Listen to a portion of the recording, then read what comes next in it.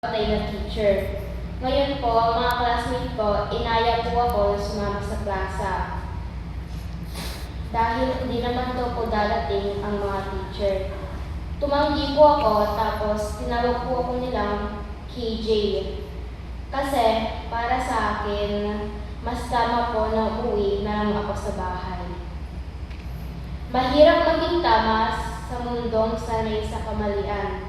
Ano po ba ang meron noon sa sulat na ito at ang kalagayan ng mga Kristiyano? Noon po, pinagtatawanan sila, nakakaranas po ng pag-uusig, hindi po tanggap ng lipunan, pinipilit sumunod sa maling sistema. Noon na hindi sila nagseseryoso. Nakagaya din po sa ating panahon, maraming Kristiyano o mga kabataan ang hindi po nila binibigyan ng oras at focus yung kanilang pananampalataya sa Diyos. Saan po ba nakafocus yung mga tao o kabataan ngayon? Cellphone, sa barkada, at sa iba't ibang gawain ng mundo. Tignan po natin ang ilang pag-aaral sa ating teksto. Una po, at sino naman ang gagawa sa inyo ng masama kung masigasig kayo sa paggawa ng mabuti? At sakali mang usigin kayo dahil sa pagsunod sa kalooban ng Diyos. Pinagpala kayo. Huwag kayong matakot sa kanila at huwag kayong mabagabag. Hindi lahat ng tama ay madali. Sa cellphone po, sa group chat, lahat nagplano po ng kalokohan. Tapos ikaw sinabi mo, pass ako? Ano po yung sasabihin sa iyo? Sasabihin ka na, killjoy mo o kaya para kang others. Ikaw ang pag-uusapan o magiging topic. Ibig pong sabihin, may pang-aapi, may pagtanggi, may pressure mula sa lipunan o sa ating paligid. Sino po dito yung nakaranas ng kagaya nito? May mga pagkakataon po na kahit tama ka o mabuti ang iyong ginagawa, ay may pang-aapi sa iyo. Try po natin mag-Bible study sa mga kapitbahay. Ano po yung maririnig mo sa kanila? Maraming bagay po sa ating panahon na kapag sumunod ka kay Lord, pag-uusapan ka dahil sa iyong paglilingkod. Pero, ang katotohanan po, mas okay na mahirapan sa tama kaysa maging masaya sa mali. Amen po? Ano po ang challenge sa atin bilang mga naniniwala sa Diyos? Natural na matakot kapag inaapi ka, pero sinasabi ng Panginoon na huwag mong hayaang kontrolin ka ng takot. Bakit po? Dahil ang Diyos ang kakampi mo at kasama mo sa anumang sitwasyon. Mas mahalaga ang approval ng Diyos kaysa sa mga tao. Hindi po natin piniplease ang mga tao kundi ang Panginoon. Kapag ayaw mong sumama sa mali, huwag po tayong matakot dahil hindi mali ang iyong desisyon. Ipinaparating lang po na tayo ay mali dahil ayaw natin makisama sa kanilang ginagawa. Kapag pinagtatawanan ka dahil sa iyong faith na natili sa tama, wala pong mababawasan sa ating pagkatao kahit ano pa pong ang sabihin nila, kahit ano pa pong tawa ang gawin nila. Lalo lamang pong pinapatatag ang ating pananampalataya at ang ating faith ang susi po sa lahat ng bagay na nararanasan natin. Dahil ito po ay nakaugnay sa ating Diyos. Kapag ikaw lang ang gumagawa ng tama, tuloy lang. Huwag po tayo magpadala sa mga ginagawa o sinasabi ng iba. Hindi po para sa kanila ang ating paglilingkod. Kung alam mong tama ka, huwag mong titigil ang iyong ginagawa. Bagkus ay magpatuloy ka dahil ikaw ang naisin ng Diyos. Ang mga tunay na alagad ay gumagawa ayon sa kalooban ng Diyos. Ikalawa po, verse 15. Igalang niyo si Kristo mula sa inyong puso bilang Panginoon. Lagi kayong maging handang sumagot sa sino mang humihingi ng paliwanag sa inyo tungkol sa pag-asang nasa inyo. Be ready to explain your faith. Sabi na po, be ready to give an answer.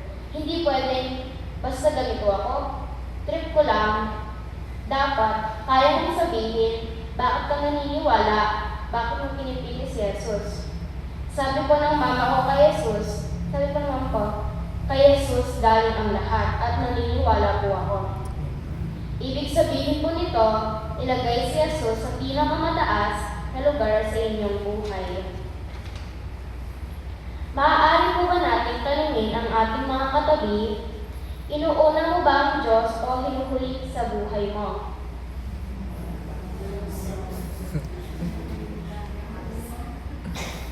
Madalas pong sagot natin, una. Subalit, mahirap po itong ipakita sa pamamagitan ng ating pagsunod. Marami po sa atin ang magpagkunwaring mas inuuna ang trabaho, ang pag-aaral o mga bisyo at personal na kagustuhan kaysa Panginoon.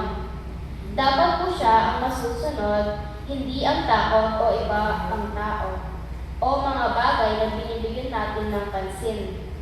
Sa madaling salita po, si Kristo ang dapat maging boss ng puso mo. Siya po ang dapat iuuna natin at sinusunod. Sabi nga po sa teksto, maging handa na magbigay ng sagot. Hindi sa lahat pagkakataon ay may comment po tayong pagdating sa paglilingkod.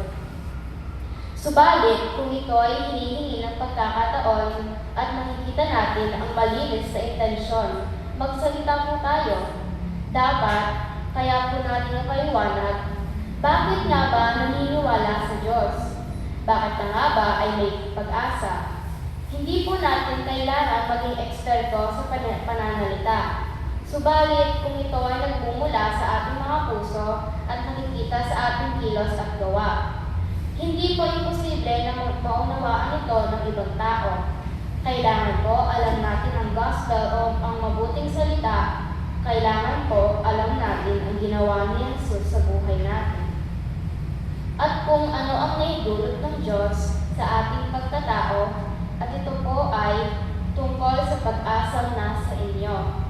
Ang tinutukoy po nito ay may pag-asa kahit may problema, may pag-asa kahit may pagdurusa, may pag-asa dahil kay Kristo. Kahit bata pa po ako, nakikita ko na madaming pwede mangyari sa buhay ng tao. Problema sa pera, sa kalusugan, pero dapat hindi na nawawala ang pag-asa natin. Andiyan lagi si Jesus na nagmamahal sa atin sa lahat. Mapapansin nito ng ibang tao at magtatanong po sila kung paano po natin inaharap ang bawat bukas. Nagtataka sila na sa kabila po ng mga pagsubok, bakit nagagawa po ba natin humigit, tumayo, magpuri at maglingkod sa Diyos?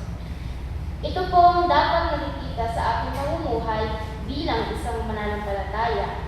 Maaari po tayong pag-testimony o ikwento ang ating buhay pananampalataya o sa mga taong nagtatanong kung paano po natin inuuna ang Diyos. Ngayong season po na ito, ang dami pong lumalabas at nagpupunta sa mga pasyalan. Kung tinatanong po tayo kung bakit hindi tayo sumasama sa outing, sagutin po natin sila ng may paggalang, hindi defensive, chill po but real. Kasi gusto kong i-honor si God sa buhay ko. Ang simpleng pananalitang ito ay pagtitestimony ko na naghahari nga po ang Diyos sa puso natin. Tandaan po natin, hindi sayang ang pagtitiis ang ikatlong punto. Verse 18-22. Sapagkat si Kristo na walang kasalanan ay namatay ng minsan para sa inyo ng mga makasalanan upang iharap kayo sa Diyos. Siya'y pinatay sa laman at muling binubuhay sa Espiritu. Sa kalagayan nito, nagpunta siya at nangaral sa mga Espiritong nakabilanggo. Sila ang mga Espiritong ayaw sumunod noong matyagang naghihintay ang Diyos ng panahon ni Noe. Habang ginagawa nito ang katawan, ito ay pangako sa Diyos buhat sa isang malinis na budhi.